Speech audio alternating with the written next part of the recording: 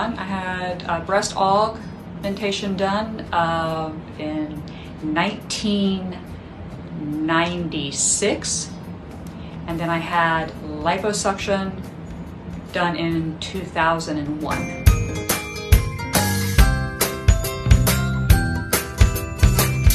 So for the breast augmentation, I would say recovery, really within 10 days, I was back to doing my job. I only took off of work 1 week when I had the breast augment done. Honestly, I would do it again. That's what changed for me. The reality was the self-confidence for a person who grew up their entire life really with no breasts. So having that breast augmentation, A, gave me more confidence. B, I was in law enforcement. I wore a bulletproof vest. I didn't want to look like a man. I wanted people to know that I was still a female with a hat on and short hair. And that identity piece meant a lot to me.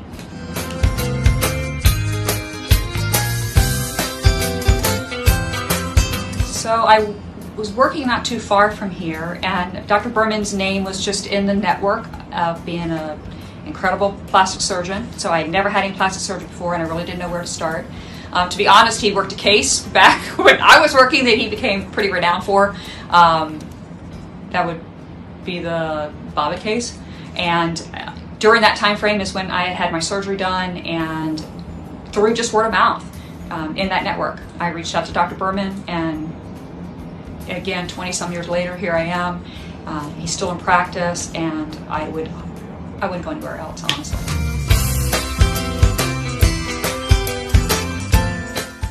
I'd probably say, first of all, I want you to think long and hard on the reasons you want to do it. And once you come to that place, and I had thought about this for a number of years before I actually did the surgery, but once I got to the place where I knew that I knew, I had peace about it. And I say to folks, once you know that that's what you want to do, there's no reason to be afraid. I mean, honestly, the way they do stuff nowadays, if you're worried about the pain and you're worried about how much it's going to hurt and all that, look, I'm a one who has babies and I have epidurals. So I don't want pain either, but I can tell you that it's managed very well. I thought the procedure, it actually surprised me that it wasn't as bad as I really thought it was going to be. Because if it was, I would never say I would do it again. I would say, no way, I'd never go back.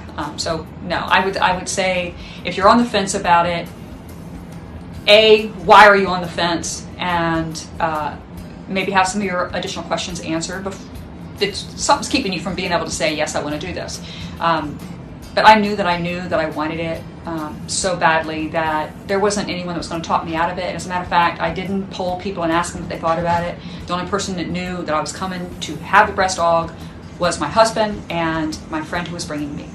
You start asking people what they think, and they want their fear to become your fear and all that stuff. I had already made a commitment that I was going to do that. And I'm going to share a story on what really pushed me over the edge, and that was at a Christmas party one year. They were giving out gifts that were white elephant gifts, or whatever you want to call it, and this is back when I was still sworn law enforcement, and the gift that was given to me was a breast blow-up pump.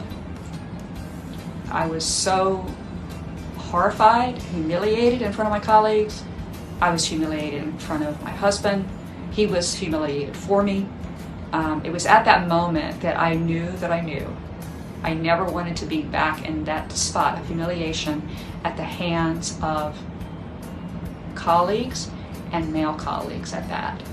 And I was crushed by that. So at that moment I went, you're going to have the breast aug done because you're going to do it for your own confidence, your own, not doing it for other people, totally because I wanted to have the confidence that no one would play those tricks on me because it wasn't funny.